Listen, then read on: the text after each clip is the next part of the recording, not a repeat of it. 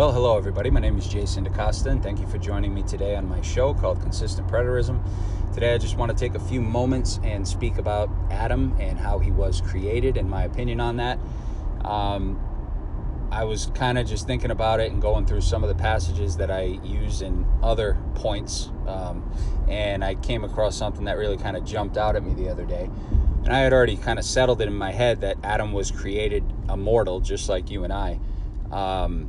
Flesh and blood, the whole 9 yards. But something jumped out at me from Paul and what he said in 1 Corinthians chapter 15. So just briefly, before I get into the couple portions that I want to look at, the word immortal by definition means unable to die, right? So based on the definition of the word alone, it's almost impossible, if not totally impossible, for Adam to have been created immortal, because if he was, he wouldn't have been able to die, right? Assuming his death in the garden, or when he fell in the garden, the result of that was physical death, like some people assert. Let's see, where was I going with that? But yeah, so if he was created immortal, he would have never died in the first place. If he was created mortal, like I believe, then the death and the condemnation that he experienced when he transgressed God's law in the garden was not physical death, right? Because he can't be created mortal and then suffer mortality, or been made mortal at the fall, right? That doesn't work. He's already mortal. So the point is that the definition of the word immortal itself doesn't allow it. But if that's not enough for you, because for many people it doesn't seem to be, in Genesis 2 verse 7, it says that God created man from the dust of the earth, right? That's basically the first time we see that phrase.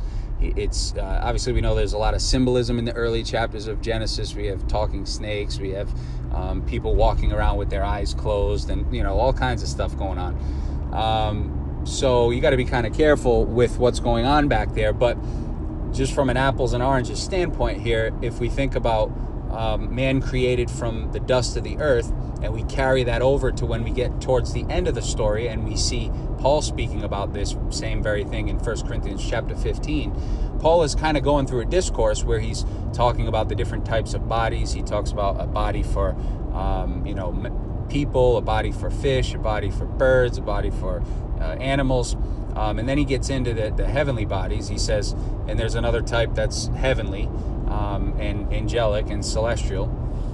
And I'm just paraphrasing because I'm driving, of course, but he's talking about the different types of bodies, and he compares that heavenly angelic type body, celestial body, to the earthly body, right? And as he's going through, he's talking about the earthly body, and he gets to Adam, and he says Adam was made of the dust of the earth, right?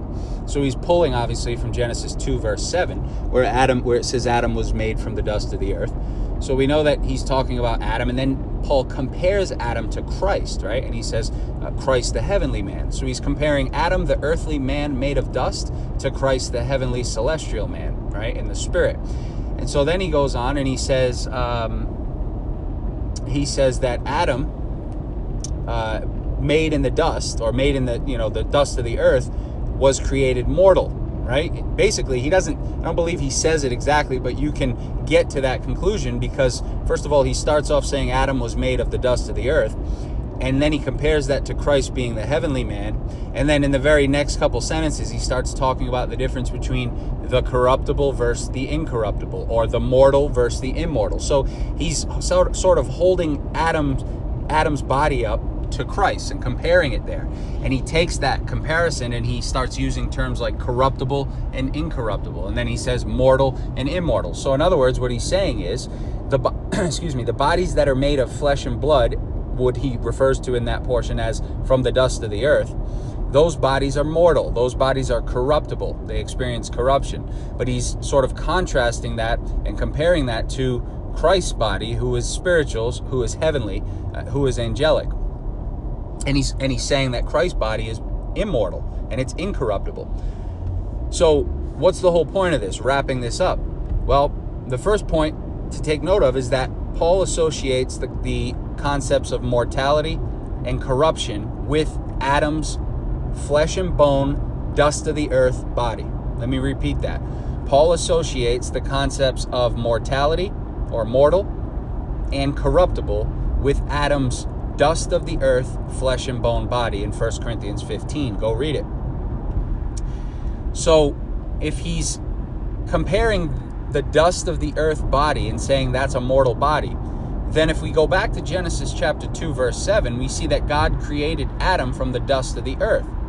So we know that Adam was mortal because Paul defines that and links him to mortality and a mortal body, a corruptible body.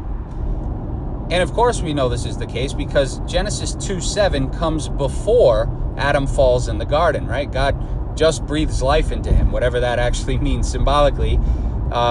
He just gives him life, and he takes him into the garden, and then Adam falls, right? Adam sins. So Adam was created of the dust of the earth, meaning Adam was created mortal and corruptible before he fell in the garden.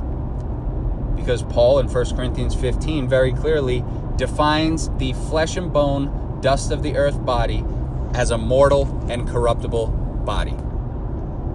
So that's where I'll leave it today. I just wanted to throw that at you to get your minds working in that direction. But I think that 1 Corinthians 15 offers up the most clues and the clearest insight as to how Adam's body was when he was created before the fall, long before the fall, right? He was already made of the dust of the earth, which Paul very clearly says was a mortal, corruptible body. So anyways, that's all I got. Hope you enjoyed it, and we'll be back another day, another time, another place, and another rhyme. Take care, everybody. Bye-bye.